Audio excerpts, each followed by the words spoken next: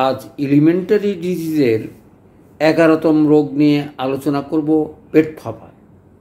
অর্থাৎ পেটে যদি বায়ু জমে এবং বায়ুর কারণে ক্ষুধার অরুচি হয় এবং রোগটা কী সেটা এবং লক্ষণ এবং কারণগুলো বলেই আমি কয়েকটা ওষুধ নিয়ে আলোচনা করার চেষ্টা করব। ধৈর্য সহকারে শেষ পর্যন্ত শোনার চেষ্টা করব। চলে আসি।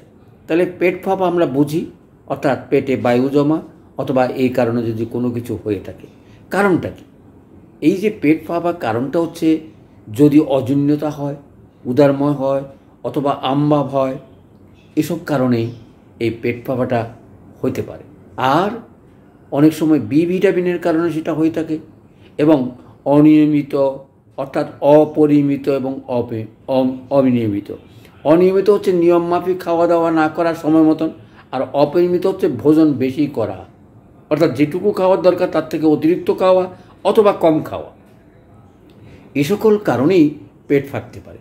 আর একটা কারণ যদি সেটা আমরা বলি সেটা হচ্ছে কোষ্ঠকাঠিন্য যদি থাকে সেটা।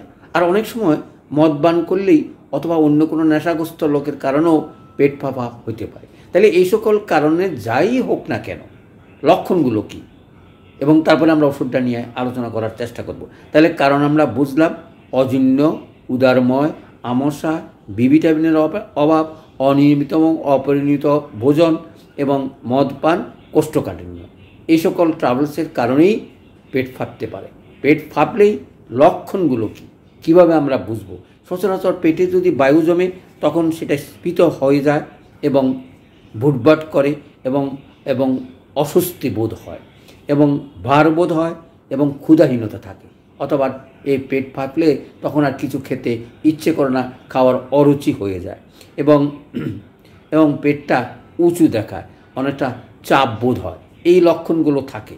অর্থাৎ চুকা চুকা ঢেক উঠে, অনেক সময় উদ্গারও ওঠে, অর্থাৎ ঢেক উঠে, ঢেকের সঙ্গে অনেক সময় চুকা ঢেক থাকে এবং জ্বালা পোড়াও থাকতে পারে।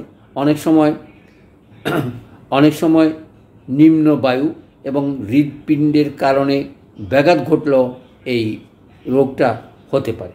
কোষ্ঠকাঠিন্য যেটা আমি আগেও আলোচনা করেছি, কোষ্ঠকাঠিন্য, আমভাব এগুলো থাকে এবং বারবার মলত্যাগ করার পরেও কোনো রকমের পরিষ্কার পায়খানা হয় না গতিক এই পেট ফাঁপা থাকে। এই লক্ষণ এবং এই কারণগুলো থাকলেই কি ওষুধ আসতে পারে। আমরা প্রথমেই যদি বলি তাহলে চলে আসে ওষুধের নাম নাক্স, পালস, ক্যামোমিলা, লাইকোপোডিয়াম। এটা কেন বললাম? এগুলো সচরাচর অনেক সময় আমরা এগুলো মুখস্থবিদ্যার মতন ওষুধগুলো প্রয়োগ করতে পারি।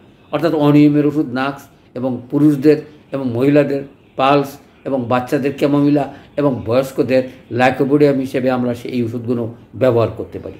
এই ছাড়া যে ওষুধগুলো আসে সেটা হলো চায়না। প্রত্যেকটা ওষুধের লক্ষণ এবং বৈশিষ্ট্য আলাদা করা আছে এবং আলাদাভাবে আমার ভিডিও আছে, সেই ভিডিওগুলো দেখার আহ্বান জানাচ্ছি।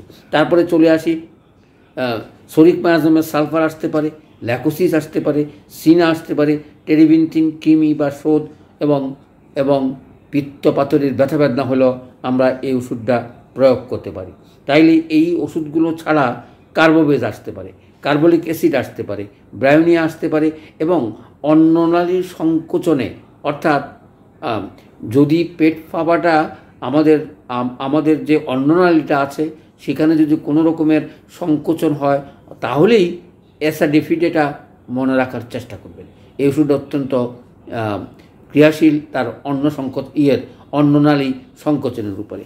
তাইলেই আমরা এলএম সিস্টেমে এবং এই ওষুধগুলো আমরা এলএম সিস্টেমে দুবার দিনে 2-3 বার অথবা অবস্থাভেদে বা তরুণ রোগে আরও ঘনমাত্র ব্যবহার করতে পারি রোগ লক্ষণ দৃষ্টিতে। তাইলে সকলকে আহ্বান জানিয়ে, অর্থাৎ এলএম সিস্টেম প্রয়োগ করা এবং আমার ভিডিওগুলো শেয়ার করার আহ্বান জানিয়ে আজকের আলোচনা শেষ করছি। সকলকে ধন্যবাদ।